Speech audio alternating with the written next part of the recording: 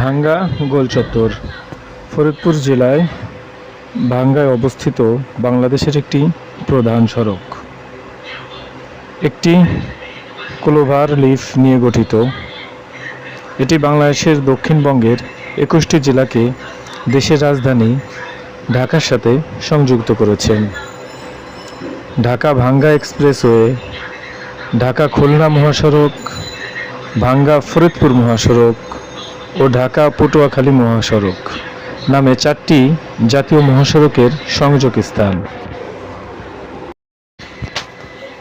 গোলচত্বরের নির্মাণ কাজ শুরু হয় 2016 সাল থেকে 2021 সাল পর্যন্ত।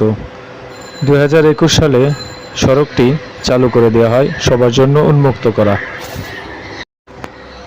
বাংলাদেশ সরকার 560টি মডেল মসজিদ নির্মাণ করেছিলেন। প্রতিটি মসজিদের নির্মাণে 17 থেকে 18 কোটি টাকা ব্যয় ধরা হয়েছিল।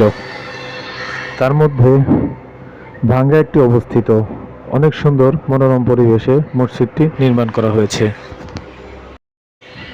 আজ এ পর্যন্তই। ইনশাআল্লাহ নতুন কোনো ভিডিও নিয়ে আপনাদের মাঝে আসব। আল্লাহ হাফেজ, ভালো থাকবেন।